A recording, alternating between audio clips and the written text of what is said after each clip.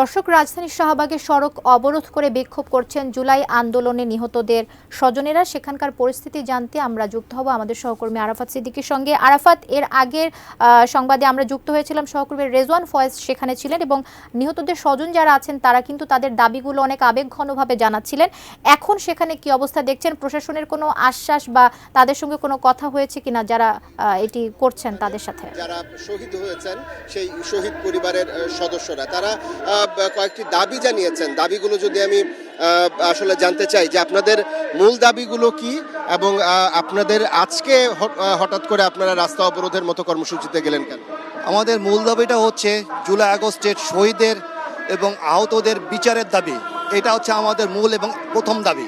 এই দাবিটা বাস্তবায়ন হওয়ার জন্য আমরা দীর্ঘ 6 মাস ধরে অপেক্ষা করছি এবং বিভিন্ন প্রশাসন বলেন, সমন্বয়ক বলেন, তারপরে আপনার উপদেষ্টা মহোদয় বলেন, প্রত্যেককে দাঁড়ায় দাঁড়ায় আমরা ঘুরেছি, কিন্তু আমরা এ পর্যন্ত বিচারে কোন ত্বরান্বিত কোনো দৃষ্টান্তমূলক কোনো কিছু আমরা দেখতে পারি নাই।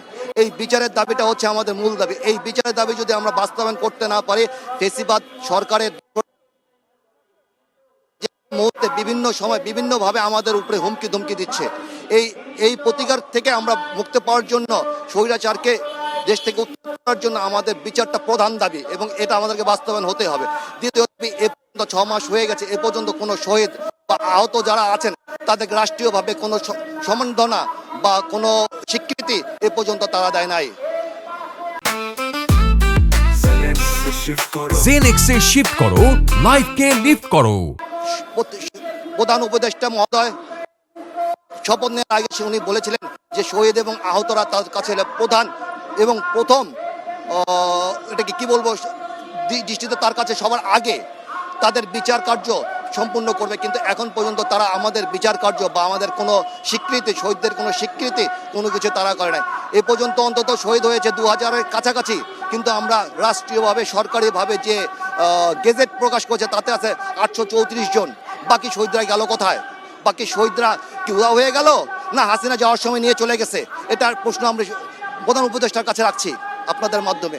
দ্বিতীয় হচ্ছে, প্রত্যেকটা শহীদ পরিবারকে পুনর্বাসন করার জন্য যে প্রতিশ্রুতি দিচ্ছে সেই প্রতিশ্রুতি এখন পর্যন্ত দৃশ্যমান না।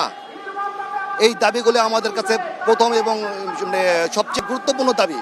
এই দাবিগুলো না আদায় হওয়া পর্যন্ত আমরা রাজপথ ছাড়বো না। আমরা রাজপথে নামতে চাই না। তাদের দাঁড়ে দাঁড়ে আমরা কয়েক দফায় গেছে, আমরা মানববন্ধন করেছি, তাদেরকে বলছিলাম। এটাও তো সত্যি কথা যে এই সরকার, অন্তর্বর্তীকালীন সরকার গঠন হওয়ার পর তারা জুলাই স্মৃতি ফাউন্ডেশন গঠন করেছে এবং এই জুলাই স্মৃতি ফাউন্ডেশনের মাধ্যমে শহীদ এবং আহতদের পরিবারদের এরই মধ্যে আর্থিক সহায়তা দেওয়া শুরু হয়েছে।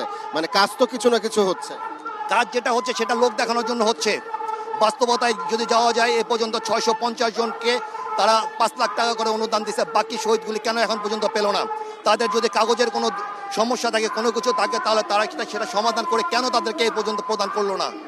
এ পর্যন্ত তাদের শহীদ ফাউন্ডেশনে গেলে একটা শহীদ পরিবার সকাল থেকে সন্ধ্যা পর্যন্ত থাকার পরে তাদেরকে বলা হয় যে আপনার তো লিস্টে নাম নাই। যদি লিস্টে নাম না থাকে তাহলে কাগজপত্র তারা কিসের জন্য জমা নিল? সকাল থেকে সন্ধ্যা পর্যন্ত কেন তারা নিল? শহীদ জুলাই ফাউন্ডেশন হচ্ছে মুগ্ধ এবং মুগ্ধ স্নিগ্ধ এবং এই মুগ্ধর পরিবারের বর্গের জন্য জুলাই ফাউন্ডেশন খুলেছে। জুলাই ফাউন্ডেশন শহীদ বা আহতদের জন্য না। শহীদ বা আহতদের যদি কার্যক্রম করতো তাহলে এখন পর্যন্ত যারা 5 লাখ করে অনুদান পাওয়ার কথা ছিল, 6 মাসে তারা দিতে পারে না। এখন পর্যন্ত তারা কেন পারলো না? এটা তাদের কার্যক্ষমতা। কতগুলো পরিবার আছেন? আমরা এখানে প্রায় 800-এর উপরে পরিবার আছি।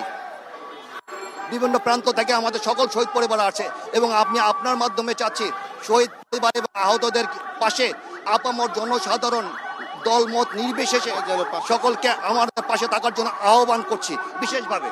অনেক ধন্যবাদ। শুনছিলেন যে আসলে এখানে শহীদ পরিবার অর্থাৎ জুলাই গণ অভ্যুত্থানে যারা শহীদ হয়েছেন তাদের যে পরিবার সদস্যরা তাদের ক্ষোভ এবং তাদের দাবিগুলো প্রকাশ করছিলেন। তো এখনো পর্যন্ত চারপাশে অবরুদ্ধ রয়েছে। আইনশৃঙ্খলা রক্ষাকারী বাহিনীও এখানে উপস্থিত আছে, তবে তারা অনেকটা নিষ্ক্রিয় ভূমিকাই পালন করছে। এখন পর্যন্ত এখানে অপ্রীতিকর কোনো ঘটনা ঘটেনি, শুধুমাত্র চারপাশটাই অবরোধ করে রাখা হয়েছে। তো এই ছিল আমার কাছে রাজধানীর শাহবাগ থেকে সবশেষ।